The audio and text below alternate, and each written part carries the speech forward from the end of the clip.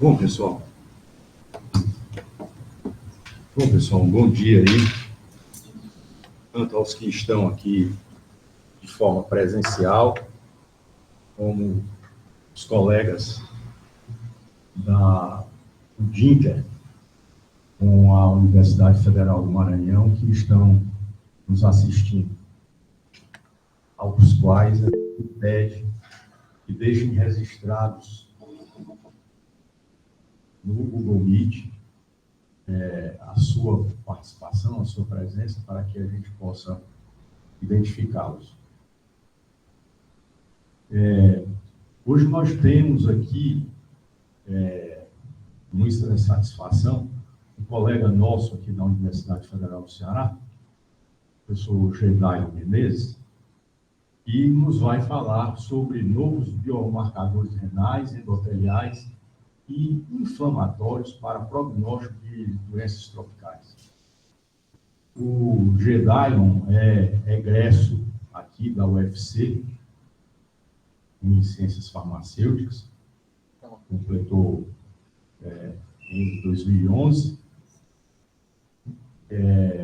Desde a sua iniciação científica, ele atuou sob a orientação da professora Alice Martins, e logo na sequência ele cumpriu o seu mestrado, tendo também a orientação da professora Elizabeth Dyer, no caso, relação de marcadores tradicionais da função renal e a proteína quimiotática de monócitos urinária em pacientes com hanseníase. Na sequência, em 2017, ele completa sua formação no doutorado, também sob a supervisão da professora Alice e da professora Elizabeth, estudando a investigação de novos biomarcadores renais em pacientes com leishmaniose visceral. Já em 2018, ele se vincula ao programa de pós-graduação de Ciências Médicas, porque anteriormente ele fez a formação na farmacologia, e ele vai cumprir um estágio pós-doutoral aqui conosco. Mas em 2024, ele se torna professor adjunto do Departamento de Análises Clínicas e Toxicológicas, aqui da UFC, onde ministra a disciplina de imunologia aplicada para o curso de farmácia. Ele desenvolve atividades de pesquisa com novos biomarcadores renais e inflamatórios para melhorar o diagnóstico e prognóstico em doenças infecciosas, doenças crônicas não transmissíveis, intoxicações exógenas e pacientes críticos, tendo bastante experiência em ensaios imunoenzimáticos como ELISA e Western blot. Então, Gedailon, é uma grande satisfação, uma grande honra tê-lo aqui hoje para oferecer essa última palestra da nossa disciplina desse semestre 2025. Muito obrigado. Obrigado, professor, pela apresentação. Então, eu não vou mais me apresentar, que você já apresentou muito bem, né?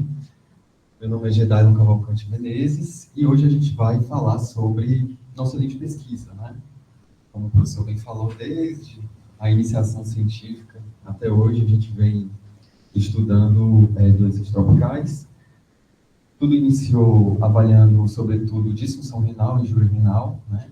E depois a gente foi estudando outros marcadores importantes. Exatamente o tema de hoje, biomarcadores renais, endoteliais e inflamatórios dentro desse contexto das doenças tropicais.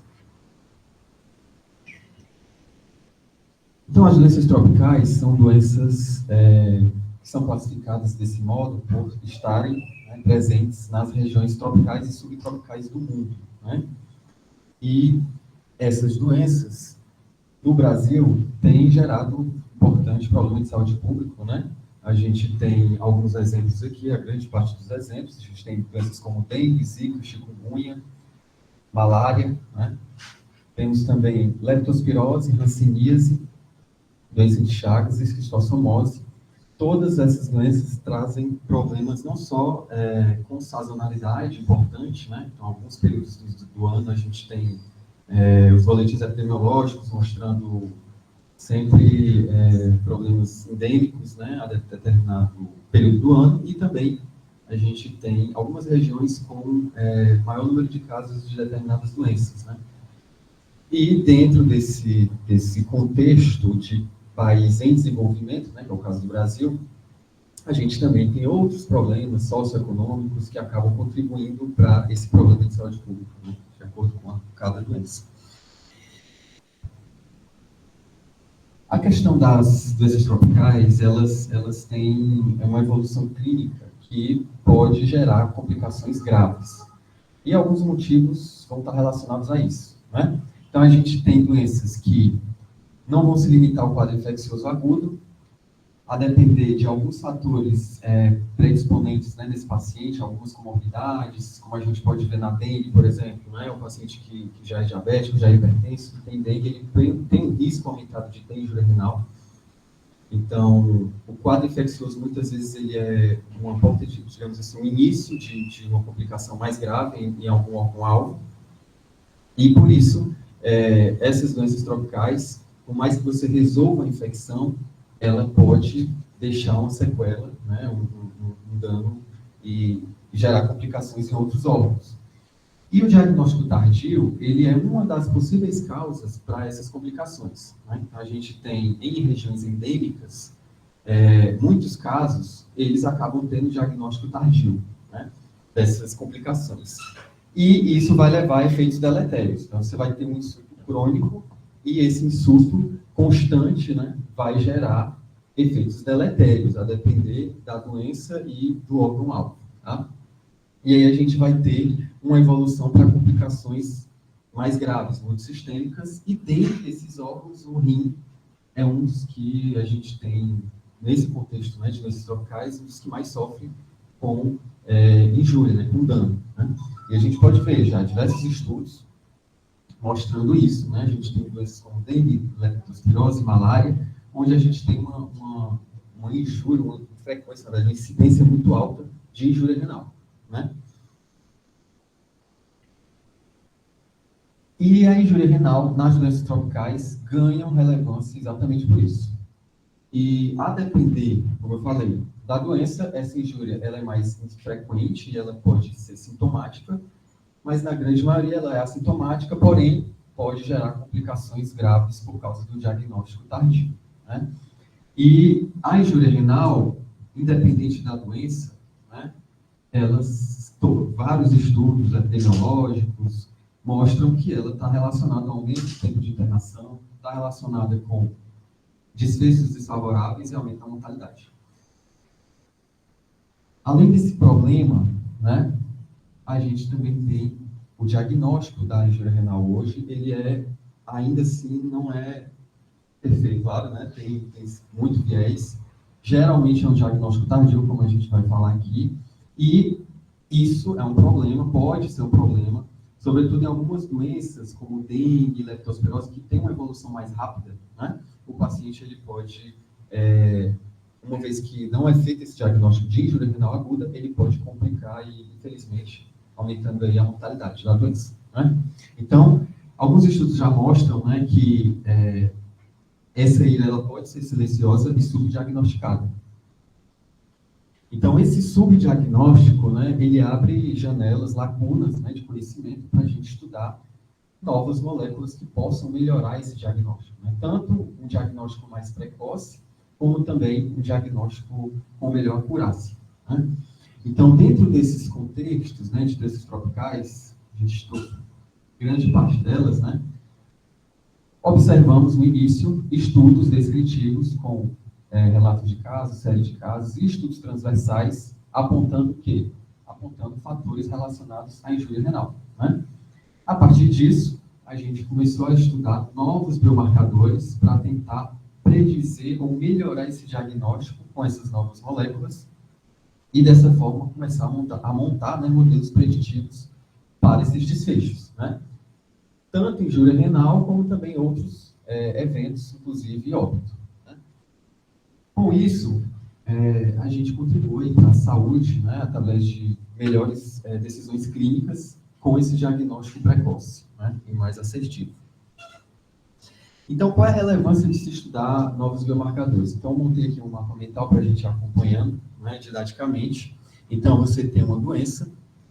Essa doença tropical, ela vai gerar, primeiramente, insulto inflamatório, né, sobretudo no vaso, e a gente esse paciente ele vai ser acompanhado e vai ter alterações em marcadores tradicionais, que já são usados na rotina clínica.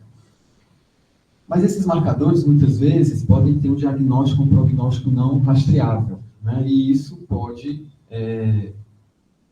ser silencioso e aquele insulto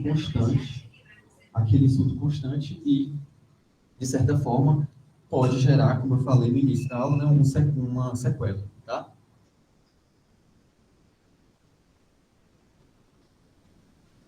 Esse insulto constante, né, ele vai estar relacionado a complicações e agravos que vão contribuir para desfechos desfavoráveis, né, inclusive óbito. Então, estudando biomarcadores novos, a gente vai ter um prognóstico mais rastreável, né? E nesse momento, a gente começa a ver alguns grupos de risco para evoluir com complicações muito sistêmicas.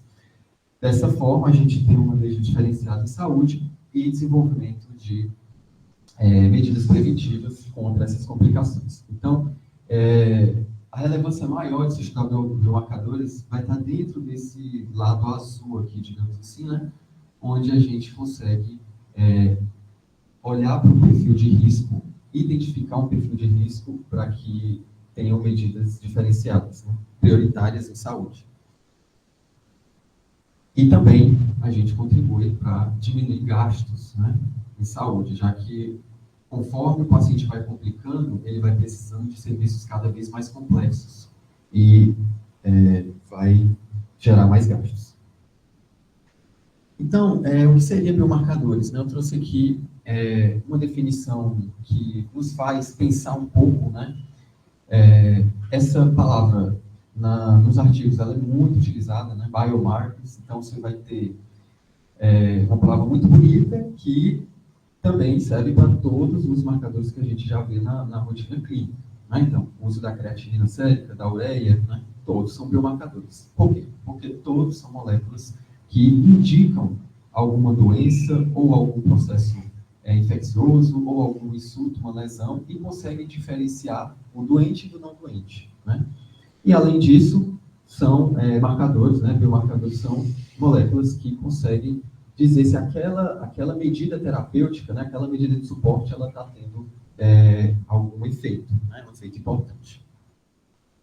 Inclusive, exames de imagem também, né? Então, tudo isso são considerados biomarcadores. Tá? E aí, qual seria a necessidade de se estudar biomarcadores? A gente já falou, né, um pouco sobre isso, mas falando de maneira bem direta, né? Melhorar o diagnóstico das doenças, né?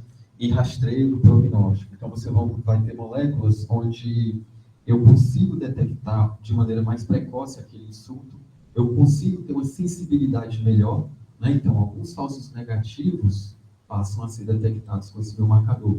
Eu consigo ter uma especificidade melhor desse biomarcador, né? Então, alguns falsos positivos também vão diminuindo aí com esse biomarcador, aumentando a acurácia de detecção, né? Além disso, a gente consegue rastrear melhor o prognóstico desses pacientes. Então, eu vou usar um marcador não só para detectar um evento, né? Seja necessidade de diálise, necessidade de intubação, mas também eu vou usar esse marcador para avaliar qual paciente vai evoluir mais rápido para a necessidade de diálise, vai evoluir mais rápido para a necessidade de intubação. Né? Então, rastrear melhor esse prognóstico dos pacientes. Uma outra importância seria a questão de monitorar resposta de tratamento, como a gente já comentou, né? Avaliar mecanismos de gravidade, né? A gente também tem alguns estudos, né? Inclusive, o Alexandre Boyer faz muito esse tipo de análise, que é a análise de mediação, né? Então, você consegue investigar os níveis de um marcador endotelial contra o marcador renal, e ele faz análise de mediação para saber mais ou menos ali, a partir dessa codificação, quais mecanismos estão sendo mediados ali naquela amostra, né? Naquele grupo. Tá? Além disso, a gente pode também ver o efeito em grupos. Né? Então, a partir do momento que a gente consegue esse dado novo, né? Alguns grupos que têm algumas características clínicas que antes não eram tão importantes passam a ter características clínicas relevantes, né? Dentro de um contexto de risco baseado na quantificação do biomarcador. Ou seja, eu acabo gerando novos grupos de risco, né? Para uma atenção prioritária em saúde. Okay? Então, uma vez que a gente conhece a relevância desses biomarcadores, eles passam por uma série de estudos, né, onde vão ter estudos cada estudo desse é importante, então a gente vai ter primeiro estudos experimentais em células, mostrando quais moléculas são promissoras para determinado insulto em determinada célula, né, tipo de célula, como por exemplo uma célula renal, né, avaliando essas proteínas, essas glicoproteínas que têm relação com o insulto, é feito depois estudos de avaliação de performance. Né? Esse marcador está relacionado com aquele tipo de insulto celular, mas no contexto clínico, né?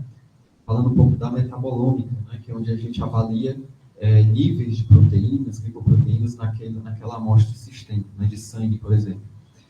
Esses níveis, eles têm uma boa performance, uma boa sensibilidade, uma boa especificidade no contexto clínico, e para além disso, né? Esse biomarcador, ele é estável? Ele faz sentido ser usado na rotina médica porque ele é estável? Ou não, é uma molécula muito instável que a amostra vai ser coletada e com 2 dias não vai ter mais assim. Então, assim, tem outros parâmetros também que são importantes para que esse biomarcador seja aplicável, né, na rotina. E outros estudos são para avaliar o impacto clínico. E aí, de fato, já estudos de validação que são usados também para serem aprovados, né, pela Anvisa, pela FDA, para serem usados na rotina clínica. Né?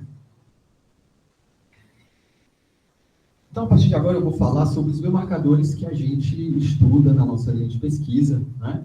Então, como eu falei, o título da nossa apresentação é Biomarcadores Renais, Endoteliais e Inflamatórios. Né? Então, falando primeiro dos biomarcadores renais. Tá?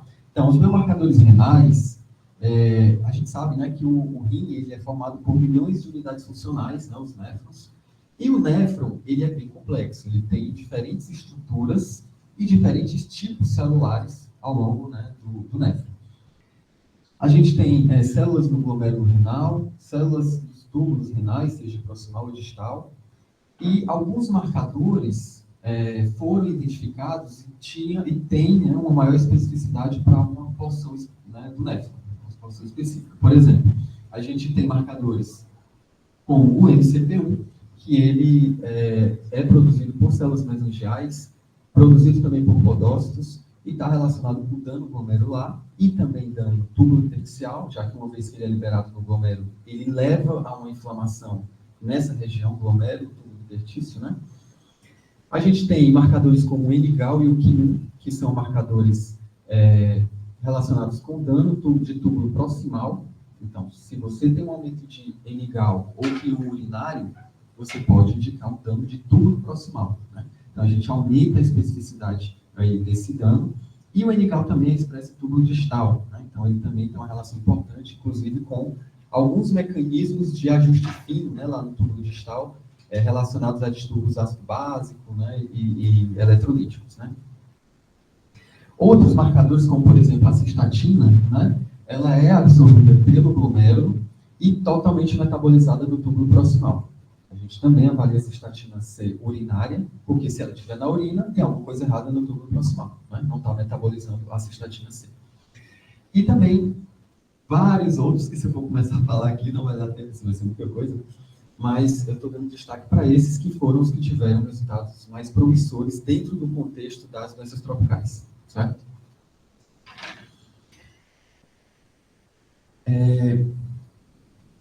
Um detalhe importante, né, a se falar é que estudar biomarcadores na área da nefrologia é muito relevante Por quê? Né? Porque a urina, ela é uma espécie não invasiva, né? Então, não gera muito desconforto também para o indivíduo, né, para o paciente, e ela, em alguns casos, por exemplo, no caso do Quin 1, né, os níveis de Quin 1 urinário, que são relacionados a dano de túbulo proximal, né, tem uma correlação muito forte com células em apoptose no túbulo proximal. E isso é relevante, por quê? Porque você evita, por exemplo, uma biópsia, né, caso suspeite de uma disfunção tubular. Né? Na área da nefrologia, esse quadro ele se assemelha muito, né, com aquele quadro que a gente mostrou no início. Aqui é para mostrar o quê? Que o biomarcador tradicional que estava naquele quadro do início, no caso aqui da nefrologia, é a creatinina. E a creatinina, a gente sabe, ela é um marcador importante na área da nefrologia, tem uma alta reprodutibilidade, né? Ou seja, o resultado de creatinina de um laboratório ele é muito semelhante em diferentes laboratórios, estável, simples e rápido de se fazer. Né?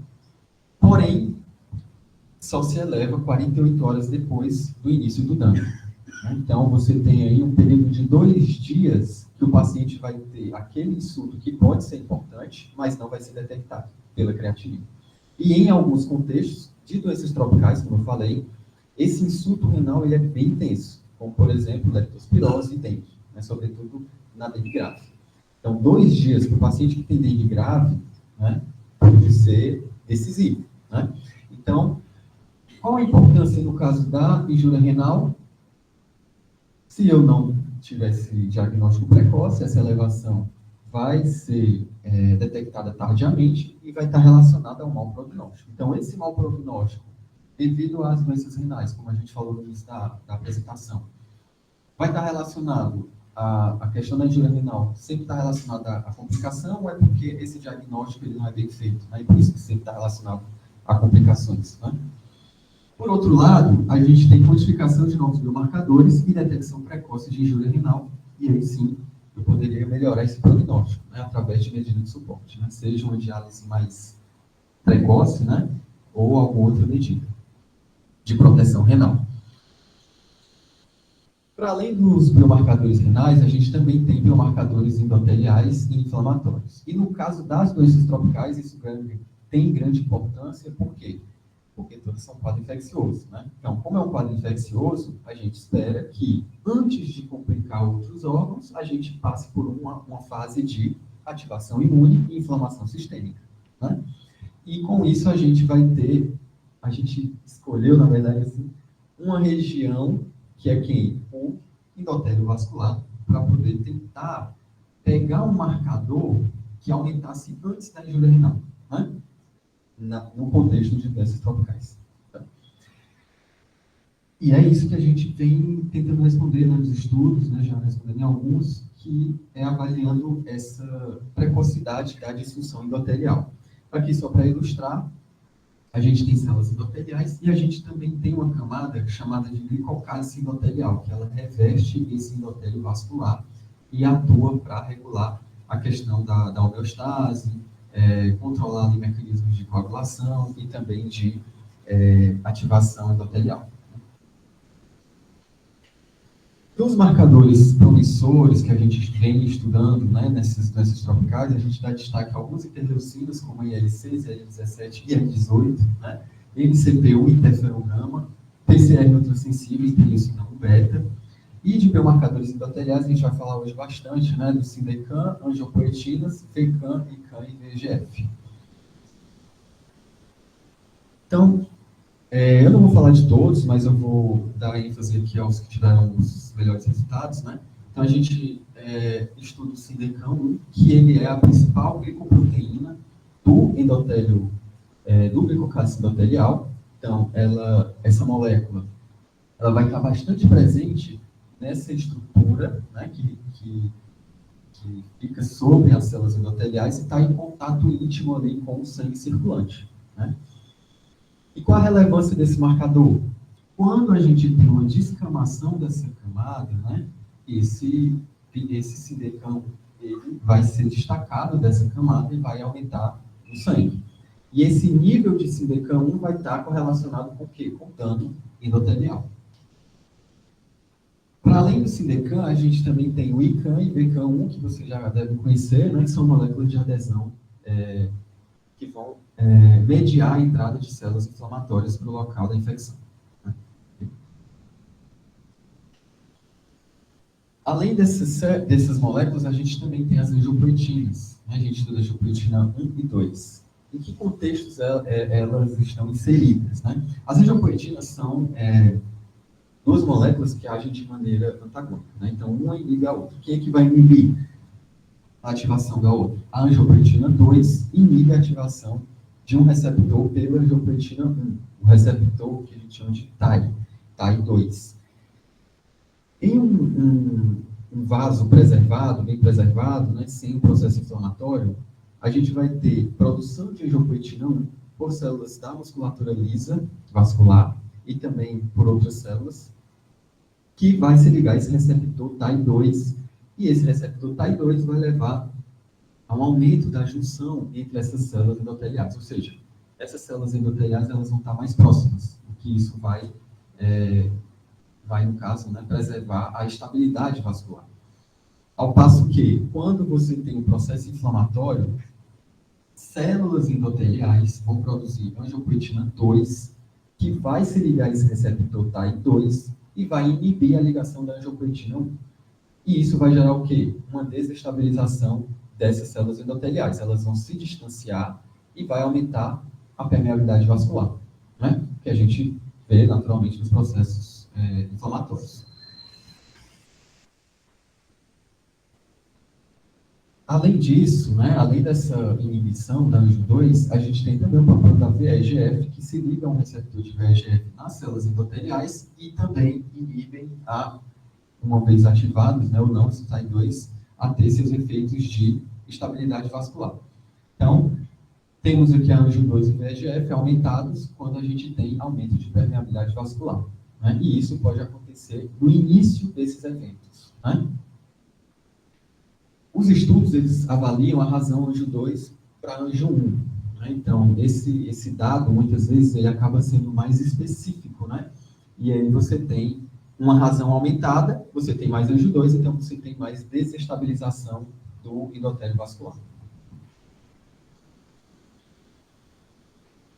Certo, pessoal? Então, assim, a partir de agora, a gente vai mostrar, né, alguns resultados, alguns artigos que a gente publicou nas doenças que a gente mais estudou, né? Começando pela leishmaniose visceral. Então, a leishmaniose visceral, ela é uma doença que afeta cerca de 400 mil pessoas ao redor do mundo, sendo responsáveis aí por até 40 mil mortes por ano. Né?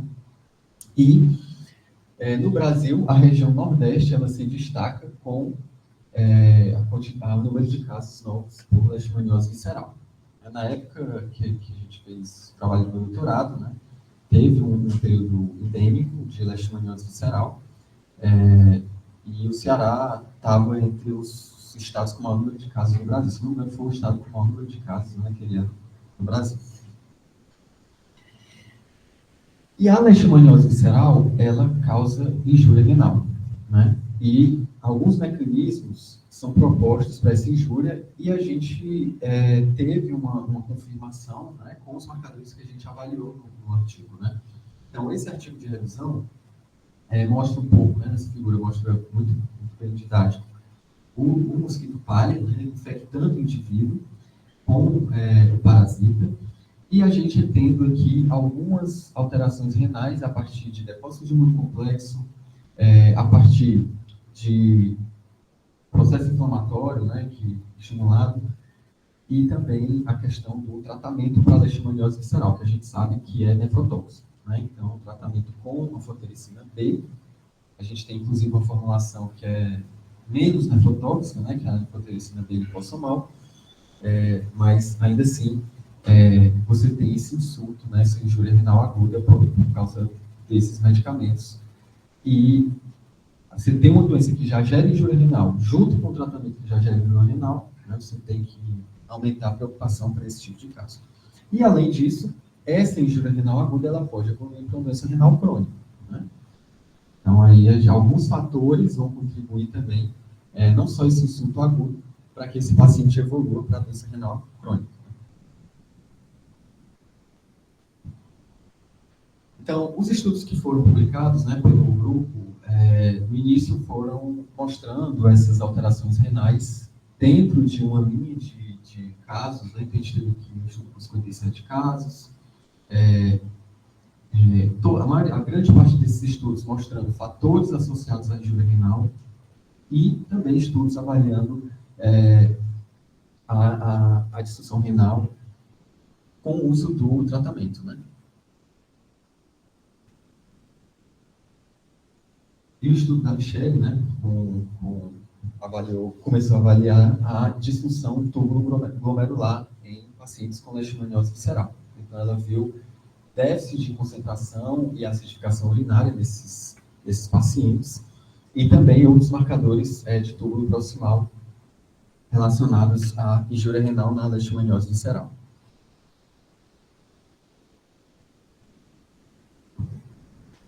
E então a gente publicou um artigo, foi o primeiro artigo que avaliou esses biomarcadores renais na leishmaniose visceral, né? Onde, a partir desses biomarcadores, como a gente viu muita alteração concordando, né, inclusive na análise multivariada, a gente colocou esse título aqui, que foi a nefropatia em pacientes hospitalizados por leishmaniose visceral, o uso de biomarcadores para novas descobertas, né, de mecanismos. E os marcadores que a gente avaliou foi o NGAL urinário, o NGAL sério, MCP urinário e o quimo urinário. Todos esses marcadores estiveram aumentados em pacientes com injúria renal aguda. E qual foi o interessante aqui, né? O interessante é que esses marcadores, essas amostras, elas foram coletadas na admissão hospitalar, né? Então, o paciente chegava com leishmaniose visceral, a amostra foi coletada, e aí esse paciente foi acompanhado durante o internamento. Durante o internamento, foi feito o diagnóstico de injúria renal aguda. Alguns já tinham injúria renal aguda, né? Outros desenvolveram injúria renal aguda. E a gente avaliou a relação desses marcadores com presença de injúria renal aguda. O destaque maior foi para o NGAL sério, porque ele estava relacionado com IRA, mesmo na análise multivariada, onde a gente fez aí o ajuste com alguns parâmetros que poderiam causar confundimento, né? No caso, idade, gênero, globulinas, né? A leishmaniose visceral tem uma grande produção de imunoglobulinas, IgG, IgM, albumina, inclusive eles fazem essa relação, né? Muito usada de albumina por globulinas, avaliação da função hepática, interferon e alguns fatores inflamatórios que poderiam, né, interferir nesses níveis, interferon-gama e proteína C reativa. Então, no modelo ajustado final, a gente teve aqui, para cada aumento de 50 nanogramas por ml do CID cancérico na admissão, o paciente tinha 3,5 vezes mais risco de ter injúria renal aguda durante o internamento. Fizemos também análise da performance diagnóstica, onde a gente observou uma área sobre a curva ROC de 0,814, né, uma área considerada boa, ótima, né, melhor, inclusive, do que o NGAL urinário, né, que teve uma performance regular, né, de 0,68, para o desenvolvimento de injúria renal aguda. Quando a gente usa o melhor ponto de corte, que vai ser mais ou menos esse ponto de corte aqui, de 154 nanogramas por ml, a gente teve aqui, né, isso na análise multivariada, a gente teve um aumento de 13,5 vezes o risco. É claro que quando a gente trabalha com essas doenças tropicais, o INE amostral, a gente já faz a gente tem geralmente a amostra não probabilística, porque a gente pega o máximo que dá, né, para poder avaliar esses eventos. Se eu não me engano, aqui foram cerca de 50 pacientes, né? E aí você tem aqui um desvio alto, né? De 3,4 a 53. Mas mesmo assim, com esse ponto de corte, com essa acurácia, a gente observa realmente, né? Se determinar se o paciente que chega com mais de 154 nanogramas por ml de NGAL, ele certamente vai ter uma injúria renal, né, durante o internamento. E aí a gente mostrou esse quadro, né, esse esquema, tentando explicar por que o NGAL sério estava mais relacionado, né, inclusive, do que o NGAL urinário. Né, que geralmente o NGAL urinário nos estudos, ele é mais precoce que o NGAL sério. Né, por que isso? Né? Então, falando de NGAL, a gente sabe que o mecanismo de controle do leishmania é, sobretudo, por resposta imunicelular. Né? Só que tem os neutrófilos eles podem atrapalhar um pouco essa resposta imune, e o parasita ele evade exatamente a partir dos neutrófilos. Então, os neutrófilos fagocitam, mas não conseguem destruir esse leishmania. E qual é a relação dos neutrófilos com o Enigal? O Enigal ele é produzido por neutrófilos e também por células pulmonares.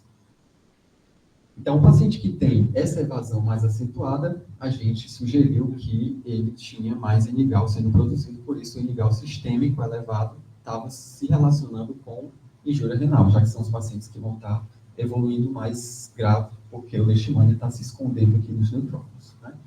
Ao passo que uma resposta celular poderia inibir essa resposta imune eficaz. Para além disso, né, esse Enigal sistêmico também iria aumentar pela expressão de Enigal distal. Essa expressão aumentada no Enigal distal acontece quando o néfron está sofrendo injúria renal aguda, ou seja lá qual for o insulto, né? E certamente tem a reabsorção de Enigal a nível de túbulo distal aqui. Além disso, a queda da taxa de filtração glomerular pelo déficit renal também vai contribuir para o aumento do Enigal sistêmico, né? Então, o Enigal realmente foi o protagonista.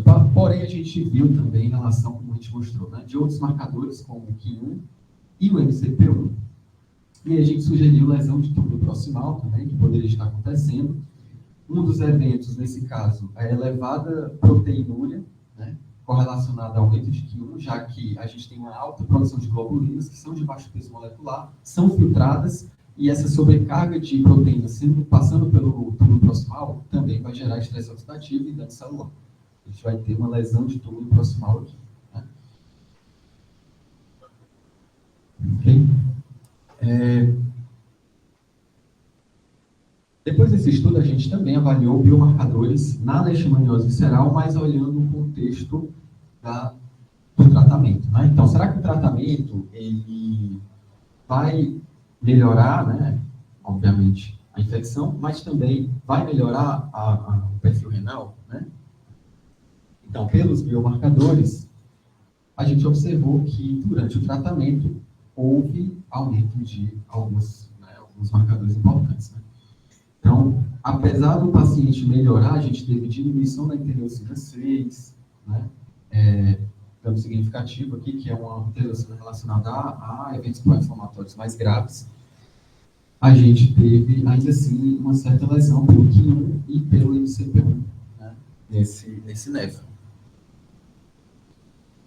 Além disso, o MCP1 aumentado teve relacionado com marcadores mais tradicionais, né, como creatinina e taxa de filtração glomerular.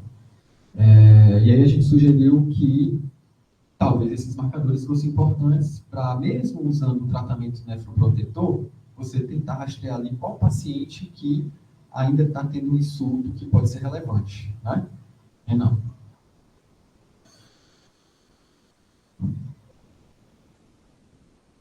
Outra doença é a leishmaniose tegumentar, né? Que foi no ano do Rodrigo, né? Que eu estudo bem mais antigo, né? Que foi em 2011, né? E aqui foi feita a análise com extração de exossomas urinários, né? E feita a relação da injúria renal com alguns problemas de concentração e acidificação urinária, né? Só para falar rapidamente dos exossomas, que eu não trouxe aqui para a aula, os exossomas são nanovesículas liberadas por células, né, por todas as células do corpo. Mas algumas células são mais estratégicas, né? Células endoteliovasculares, onde esses exossomas vão ser liberados no sangue, e os exossomas do tecido renal. Por quê? Porque os exossomas liberados no tecido renal vão cair aonde? Na urina, né? E esses exossomas, essas nanovesículas, têm diversas proteínas, glicoproteínas, que vão estar expressas lá, né? Que estavam transitando ali pelo citoplasma e vão estar expressas nessas nanovesículas, e a partir delas a gente pode ter alguma pista do que está acontecendo naquela célula, naquele contexto, né? Aqui, a gente isolou esses exossomas e depois fez uma extração dessas proteínas e analisou o resting blot. Que proteínas foram essas, né? Aquapolinas, trocadores de sódio e potássio 2-cloros, relacionados à concentração urinária e outros transportadores do tubo renal relacionados à acidificação urinária, né? E nesse estudo a gente mostrou que houve aqui um déficit de aquaporina, né, nos pacientes, o que impede totalmente a reabsorção de líquido, né, lá no tubo coletor, né? E um mecanismo compensatório, que é aumento de NKCC2, deixando aquela medula hipertônica, né, para tentar pegar o máximo ali de líquido que está passando pelo coletor. Então, realmente, eles têm um defeito aí. E também um defeito na acidificação, né? Aqui também relacionado com troca do sódio e hidrogênio. Então, esses foram os principais estudos, né, com leishmaniose visceral. Acho que, para a leishmaniose visceral, as perspectivas futuras é tentar pegar pacientes e acompanhar por maior tempo, né, para saber se aquele insulto agudo pode cronificar, né? Já que a doença renal crônica é um desfecho de longo prazo, geralmente. Falando agora da hanseníase, a hanseníase ela é uma doença que ela tem grande prevalência na África, nas Américas e no Sudeste da Ásia, e infelizmente, nas Américas, o Brasil é o país, né, um dos países que tem maior número de casos de hanseníase. E a hanseníase ela vai estar relacionada a diversas alterações renais também. Entre as principais, né, a gente vai ter devido a depósitos de imunocomplexos. O imunocomplexo, na hanseníase, ele vai ser formado de que forma, né? Na forma multivacilar, a gente tem uma resposta via TH2, que é o quê? Aquela resposta moral de produção de anticorpos anti-antígenos do Mycobacterium leprae, no caso, né? Que é o agente etiológico. Só que essa resposta ela não é eficaz. Então, a ativação imune ela vai estar sendo constante, tentando por essa via de produção de anticorpos ter um efeito, né, microbicida, mas esse efeito ele vai ser ineficaz. Então, eu vou aumentar a título de anticorpos, no caso anti-PGL1, que é um antígeno desse Mycobacterium, e o Mycobacterium leprae vai continuar aumentando sua carga bacilar, porque não tem nada impedindo que ele aumente esses anticorpos, não tem eficiência. Então, aumenta o antígeno e aumenta o anticorpo. É a junção perfeita para formar imunocomplexo. E esses imunocomplexos vão se depositar em microvasos, né? Sendo o rim um dos principais alvos desse depósito. E aí você vai ter, nos primeiros estudos com autópsias, mostrando glomerulopatia, sobretudo, né? Também lesões tubulointersticiais, e também a gente tem a amiloidose, o depósito da amiloide. Então, por isso, a gente tem uma predominância nas formas multibacilares. E estados reacionais, que a gente ainda não estudou, né? Os biomarcadores nos estados reacionais, também provavelmente vai ter estudos importantes. E é uma doença que, né, a gente sabe, tem tratamento pelo SUS, ela é bem controlada, mas os pacientes que têm predisposição para a doença renal, pode evoluir para uma doença renal, né? E isso não é ideal. A gente tem vários estudos também, da mesma forma, iniciando aí, estudos descritivos, estudos transversais, caracterizando essas lesões renais, né? Sem olhar para a biópsia, olhando para parâmetros laboratoriais e clínicos, onde a gente teve aqui um estudo com 461 casos, outro estudo com 59, outro estudo com 923 casos, mostrando lesão renal subclínica com proteinúria, hematúria, redução da taxa de filtração glomerular, albuminúria, e alguns casos aí sugerindo, né, glomerulonefrite, lesões tubulointersticiais, sobretudo. Então, olhando para esse contexto, a gente estudou o MCP1, que é uma situação que tem, inclusive, alguns artigos de revisão, caracterizando bem que ele está envolvido com lesão glomerular e túbulo intersticial.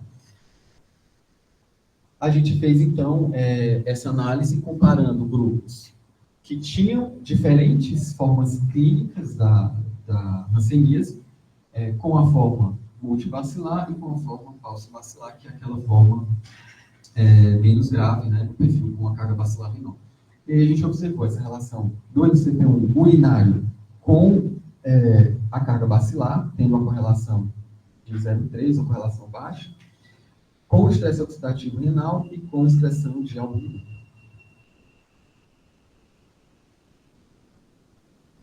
Então, esse estudo ele foi, né, essa porta de entrada para avaliar esse tipo de lesão na hanseníase, e a gente desenvolveu outro estudo, dessa vez com ativação endotelial.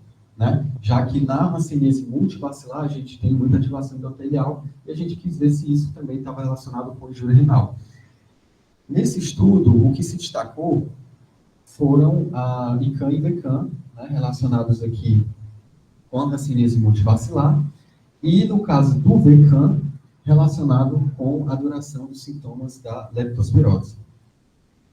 E em pacientes que tinham uma albuminúria maior que 15, a gente observou também uma relação do VCAM com o número de lesões na pele, né, que é um dos parâmetros que a OMS usa para fazer essa divisão, multibacilar e falso-bacilar. Então, esse aumento de lesão pode estar relacionado com o VCAM, que pode estar relacionado com injúria renal, né? Mas aqui a gente precisaria de um estudo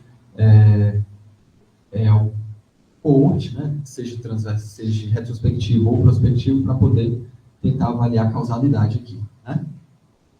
Que é uma ideia também de se fazer. A gente tem um estudo que a gente vai ainda enviar, né? Que a gente avaliou os impactos do uso do poliquinoterápico para hanseníase, né, tanto para a forma falso-bacilar como multibacilar, avaliando se ela melhorava o perfil endotelial desses biomarcadores, né. E, de fato, melhorou, né, a gente teve uma melhora tanto no VCAM, no angiopoetina 2, inclusive quando a gente divide falso-bacilar e multibacilar, né. No caso do VCAM, por exemplo, a forma multibacilar ela também teve uma influência importante, né, ou seja, essa recuperação ela é melhor nos multibacilares.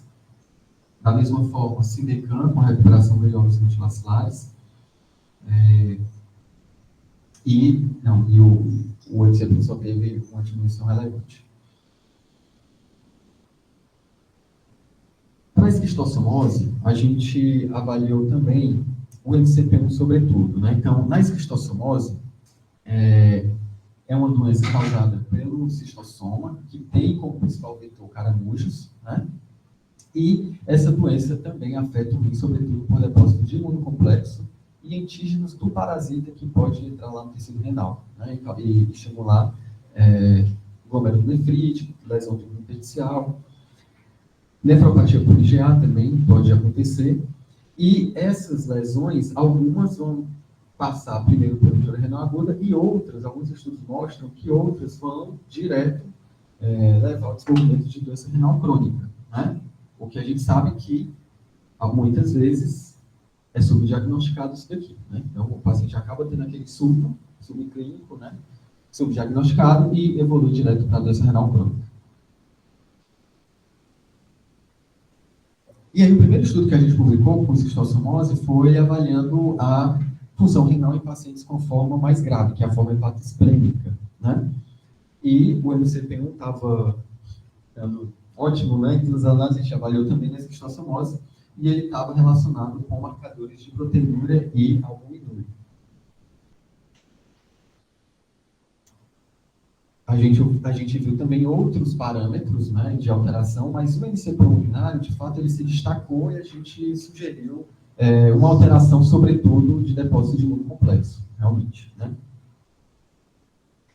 Foi feita também a análise dos exossomas para avaliar a função tubular, né, na esquistossomose, e a gente observou um mecanismo semelhante, né, de déficit de concentração urinária pela acoporina e pelo NKCC2, com a queda de acoporina e aumento de NKCC2. Então, acaba sendo uma via comum aí, né, de processo que vai levando a uma lesão semelhante. Né? E aí foram feitos outros marcadores também para avaliar a função renal, dessa vez associando em uma área de região endêmica, né, com alta intensidade, e diferentes cargas parasitárias, avaliar a relação desses biomarcadores urinários. E aí a gente observou um resultado interessante, né, com o VEGF urinário sendo liberado, né, e relacionado com o aumento de carga parasitária. E a gente sugeriu que essa molécula ela também é produzida por podócitos, inclusive ela, na verdade, precocemente ela é produzida por podócitos antes de um déficit, né, glomerular, o que sugere uma lesão de podócitos, possivelmente pelo depósito de imunocomplexo, né?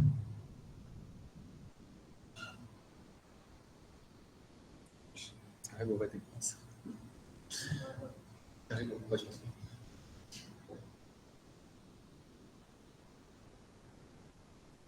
Outro estudo foi avaliando as angiopoetinas. Aí, nesse caso aqui, a gente já tinha alguns estudos mostrando a relação da angiopoetina com hipertensão portal, né, lá no fígado, e também outras doenças hepáticas relacionadas com o aumento da angio-2. Então, a gente também quis estudar isso na esquistossomose. E nesse estudo transversal, a gente observou uma correlação dessa razão, angiopoetina 2 por I1, né, com o número de ovos do parasita nas fezes, né, e principalmente da angio-2, né, relacionada a essa carga parasitária. Né. Então, a gente teve aqui, ó, aumento da angio-2 na carga parasitária mais alta.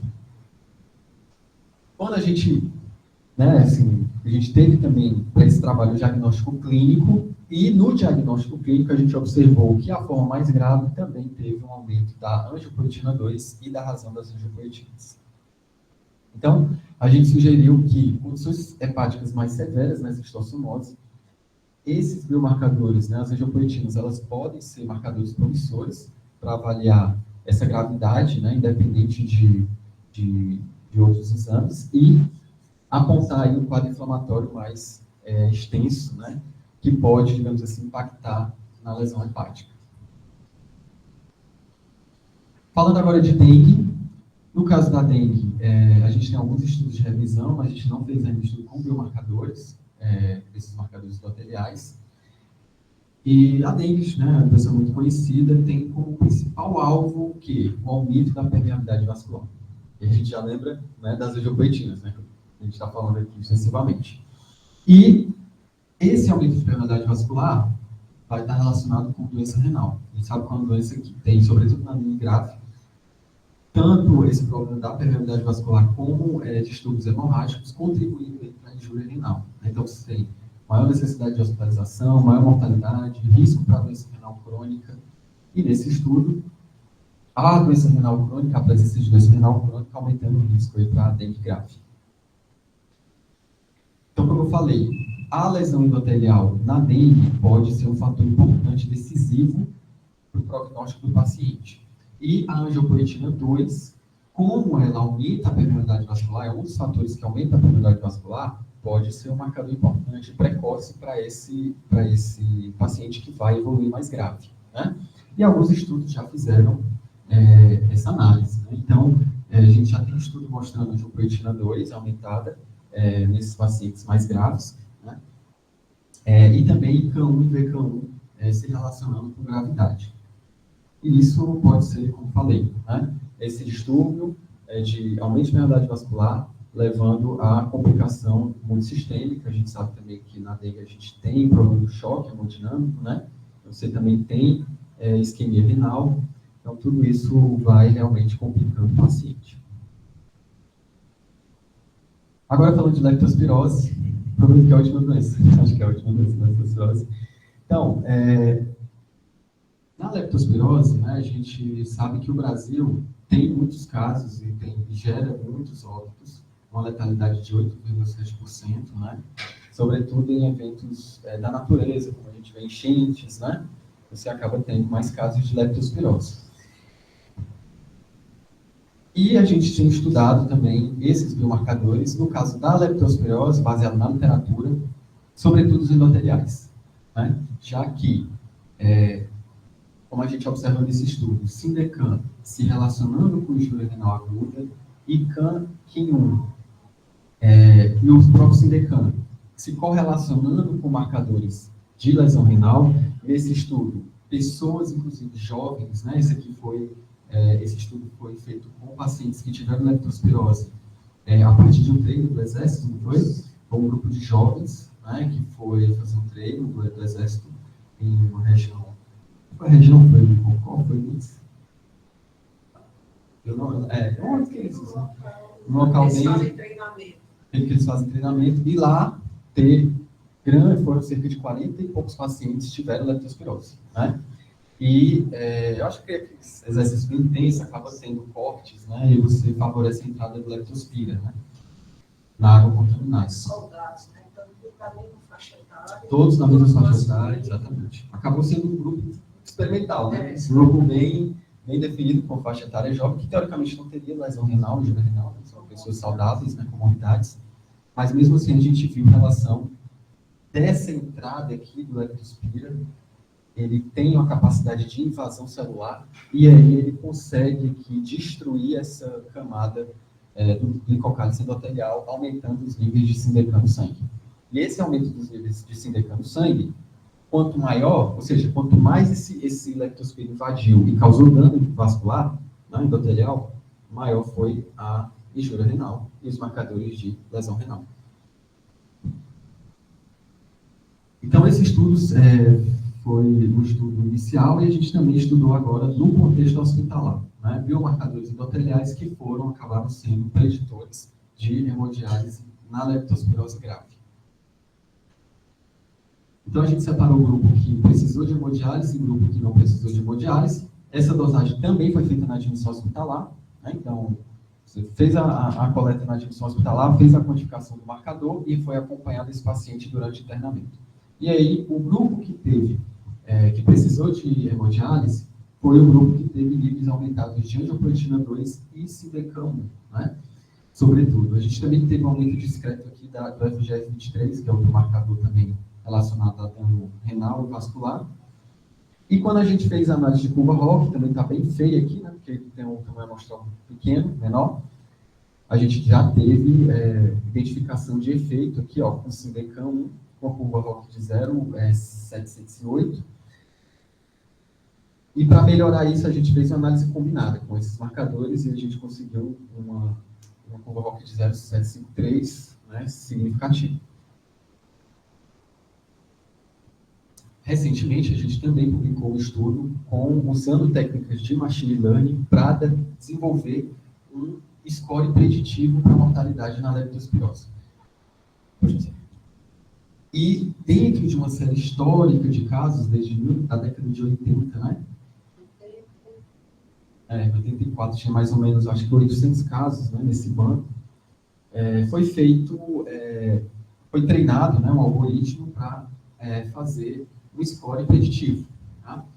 E esse score foi desenvolvido, né, com uma parte da amostra e validado com outra parte da amostra, e foi batizado como KICK-LEPT, né, onde os principais fatores foram a idade maior que 40 anos, presença de letargia, presença de sintomas pulmonares, uma hipotensão, né, e hematócrito abaixo de 30%.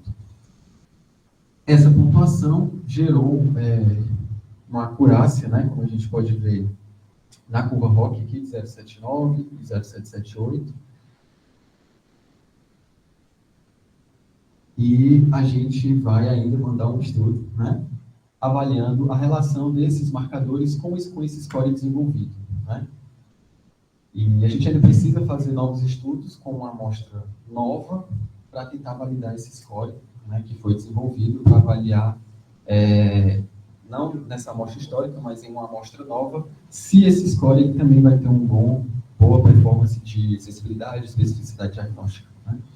Com relação aos biomarcadores, VCAM e sindecam, angiopoetina e sindecam, e VCAM se destacando aqui, correlacionado à gravidade pelo score. Né? Além disso, a gente está avaliando também o fator de Wolff-Membrana, que é um fator importante de coagulação dentro do contexto da leptospirose e pode também ajudar a explicar essa injúria renal e complicação mais grave nesses pacientes. Então, assim, a gente falou sobre a maioria das doenças tropicais, né, que a gente estuda. Vou falar rapidamente aqui só dos estudos que a gente também fez com HIV, né, que alguns artigos consideram como doença tropical, mas a gente sabe que HIV está por todo mundo, né? Da mesma forma, HIV também sindecam relacionado com o tratamento de TARV prolongado, né? A gente sabe que hoje o paciente com HIV ele não morre mais pelo HIV, ele morre por algumas doenças crônicas gerenciáveis, né, como hipertensão, diabetes, né, dislipidemias. Mas o sindecam relacionado aqui com disfunção renal, né, que é uma das causas de morte de pessoas que vivem com HIV hoje. né? Independente do tratamento nefrotóxico, independente da carga viral, independente da quantidade de CD4 e outros fatores, né? Então, esse ano a gente publicou esse artigo mostrando também o papel da Anjo 2 em pacientes que não são tratados ainda com HIV, onde a gente vê uma carga viral alta, e essa carga viral alta já relacionando aqui com Anjo 2 e Sidecam, né? E isso, como a gente viu, marcadores relacionados a complicações graves já acaba alertando ainda mais a importância do tratamento desses pacientes o quanto antes, né? Sobretudo a Anjo 2, que teve correlação importante com carga viral e contagem de CD4. Né? Então, você tem uma... surpreendeu, inclusive, essa questão do CD4, né? Contagem baixa, aumento da Anjo 2 e carga viral aumentada.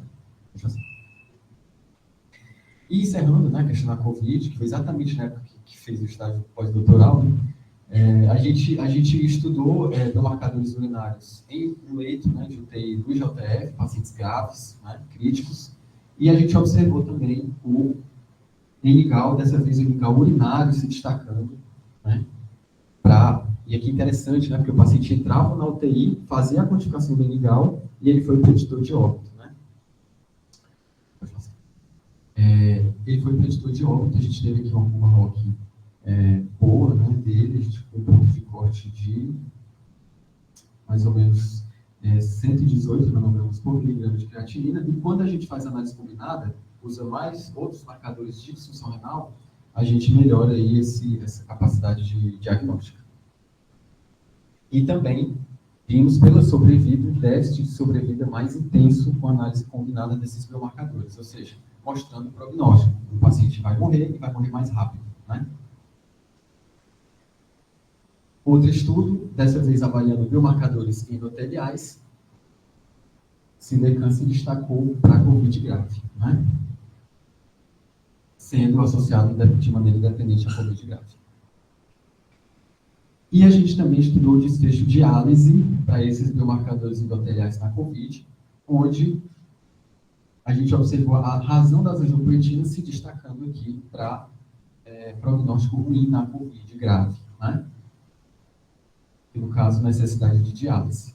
Precisaram de hemodiálise e fizeram hemodiálise antes dos outros, né? E na análise multivariada, a gente mostra que teve um resultado muito interessante, né? Que foi o quê? A gente sabia que as plaquetas estavam relacionadas com a necessidade de diálise na COVID, e a gente esperava que a angiopoetina, né, as angiopoetinas, também explicasse esse efeito, mas ela não ficou no modelo 1, né, que foi o modelo onde a gente tinha plaquetas, né, nesse modelo. Só que quando a gente tirou as plaquetas de maneira forçada, a angiopoetina, né, a razão das angiopoetinas, elas apareceram no modelo final, tendo relevância, né? Então a gente sugeriu o quê? Que o evento final, que era a plaquetopenia, era explicado antes pelas angiopoetinas, né? Porque quando você joga no modelo um evento que ele é maior, por exemplo, você tem o desfecho óbito, aí você coloca como evento intubou, né? Teve necessidade de intubação invasiva. Aí, obviamente que quem intubou, em relação a quem não intubou, vai evoluir independente de outras coisas. Aqui, da mesma forma, a plaquetopenia é o evento final do estudo de coagulação. Quando eu tiro, as Anjo 2, elas surgiram, né? Então, foi bem interessante esse resultado, a gente até discutiu, né? Na COVID. Mostrando, então, que as angiopoetinas podem ativar algum mecanismo de coagulação importante que leva a diálise. Então, pessoal, como considerações finais, né? Seria desenvolver estudos longitudinais com esses pacientes de doenças tropicais para ver alguns eventos de longo prazo, doença renal crônica, que é o sonho, né? Assim, a gente pegar o contato e conseguir ver o que aconteceu com esse paciente 3 anos depois, né? Além disso, validar o uso de novos biomarcadores em kits diagnósticos, então desenvolver ferramentas como testes rápidos ou ferramentas que possam facilitar o uso desses biomarcadores e avaliar também, claro, o valor preditivo, a performance, né, sensibilidade, especificidade, e a aplicação de personalizados na medicina, né, a partir dos resultados dos biomarcadores, ver se tem algum outro cuidado diferente para esses pacientes. Por fim, desenvolver tecnologias novas, né, a gente tem o uso da inteligência artificial, né, para criar modelos preditivos, e determinar outros algoritmos, inclusive tentando incluir alguns marcadores a depender do estudo, né?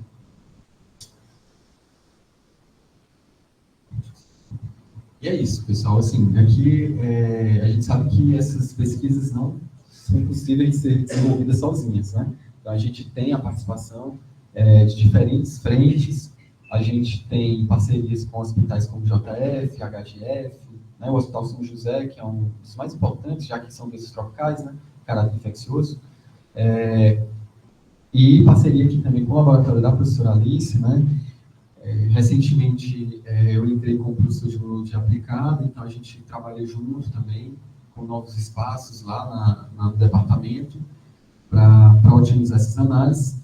E aqui a gente tem o nosso grupo, né, grupo laboratório de pesquisa, onde a gente faz essas análises com imunoensaios.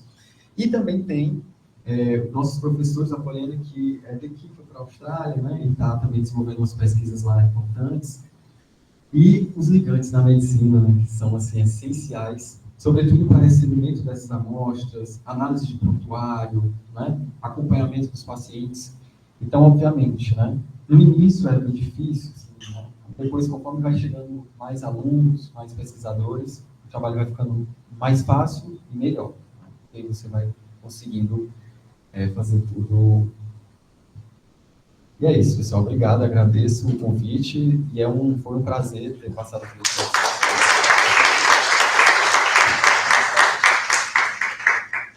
Queria agradecer a palestra do Gedaio e dizer que estamos abertos para questionamentos, tanto da plateia que está aqui presencial, como a dos colegas que estão acompanhando essa sessão pela internet.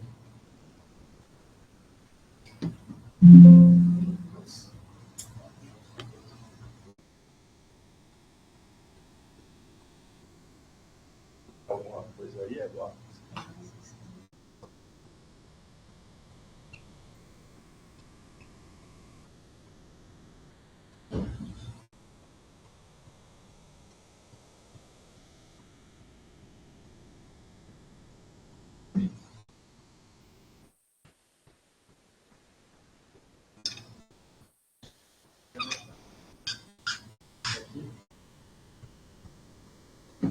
Doutora Alaí, gentileza. Pode falar. Obrigado.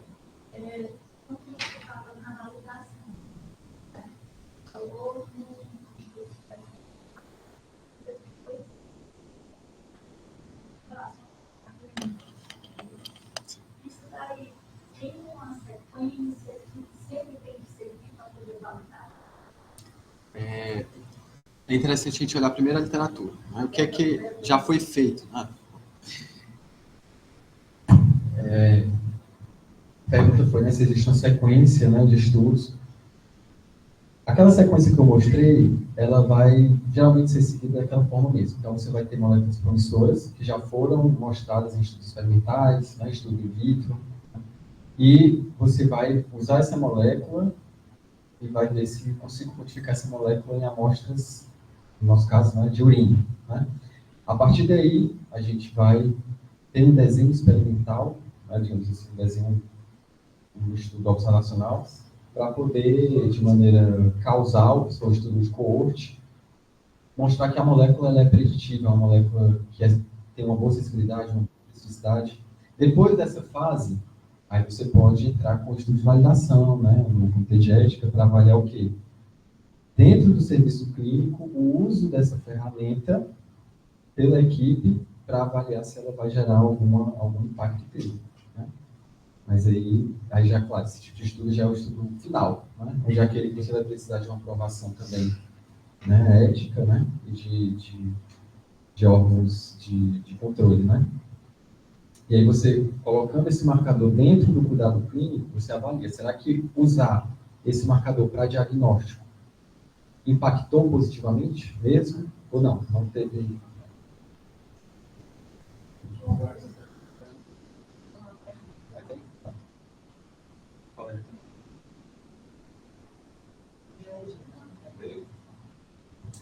Quais as perspectivas para extrapolar os novos biomarcadores para o prognóstico de outras doenças sistêmicas? Na verdade, a gente faz isso, né? A gente já extrapola para outras doenças, ainda mais porque algumas doenças, como a dengue, né, a própria leptospirose, elas se assemelham muito ao quadro de sepse, né? Onde você tem choque e aí você acaba que extrapola. Outro exemplo é a chikungunya, né?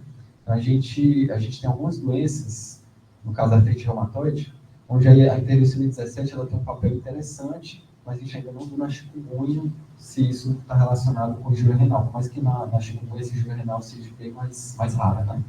Então, sim, a gente inclusive faz isso, né? Inclusive, lembrar transplante hepático. Transplante, né? Alguns exemplos, não é? Transplantes, né? A gente está fazendo estudos. Obesidade também. Infarto, né? Infarto também. A gente chama de infarto agudo miocárdico e doenças cardiovasculares. Exatamente. A minha dúvida é sobre a disponibilidade desses biomarcadores. Então, esses novos biomarcadores nem sempre têm uma quantidade de biomarcadores, né? São coisas novas que chegam lá. Essa disponibilidade para o uso desses biomarcadores realmente na prática, como é que está? Se realmente já tem, se pode ser usado, se ainda precisa de... Aí vai depender do marcador e se ele é aprovado para uso na rotina, né?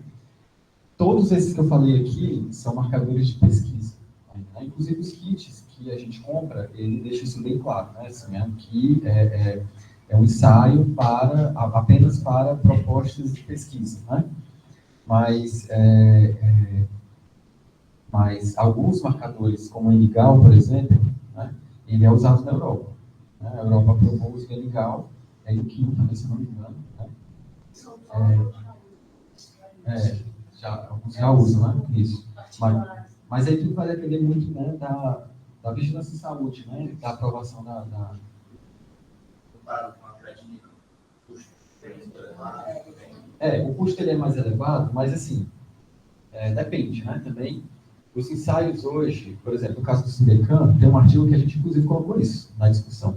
O custo do Sidecan. Então, assim, no laboratório, a gente consegue ter um custo aí de cerca de 10 a 15 dólares, quem colocou em dólar, né? 10 a 15 dólares por exame de Sidecan, que não é caro, né? Você tem uma infraestrutura, você tendo, né? O ELISA é um ensaio que é muito feito, né? Tirou a senha, muito feito em ELISA. Então, assim, o problema mesmo é que para alguns marcadores a gente precisa de mais sensibilidade, né? E aí realmente começa a ficar mais caro, porque você vai começar a usar para revelar marcadores quimiluminescentes, né? Que requer uma sensibilidade maior. Mas para alguns outros como esses, que a grande parte que eu mostrei, é colorimétrico mesmo, então você não tem um custo tão elevado. Mas, por exemplo, no caso das interleucinas, a gente já quer um marcador quimiluminescente, que aumente a sensibilidade, porque a gente já nota que, em alguns contextos, a gente converte a variável. O resultado ele sai muito negativo, aí a gente acaba convertendo a variável para detectável e não detectável, né? Para poder fazer alguma análise de efeito. Isaías, você fez um comentário a respeito de amiloidose. Sim. Né? Existe alguma repercussão na neurodegeneração em termos desses biomarcadores renais também? No caso da hanseníase, né, que eu falei, como o Mycobacterium leprae, ele tem uma afinidade, uma predileção, ele tem receptores em células nervosas, né? Ele pode estar, de certa forma, liberando essa proteína que ela se deposita lá no glomérulo renal, né? E inclusive, uma das alterações histológicas mais importantes na hanseníase. É esse depósito de amiloide. Mas a gente tem outros estudos de déficit cognitivo, que assim, a gente não dá tempo de falar aqui, né? Mas tem estudos com déficit cognitivo também, sobretudo em pacientes que estão em diálise, né? Que se relacionam com esses marcadores, né? Também.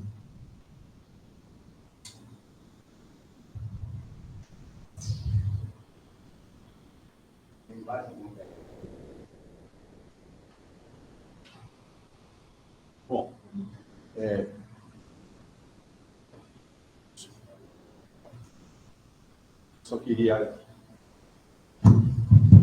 só queria agradecer a presença de todos, esperar o envio de vocês dos relatórios da disciplina desse semestre e agradecer bastante a contribuição do Eduardo nessa disciplina, e depois nós, inclusive, vamos colocar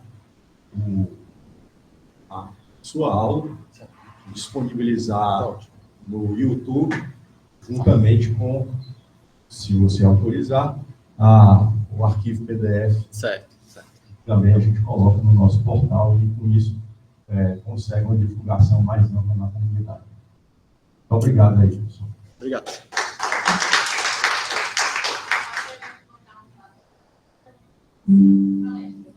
Vamos lá.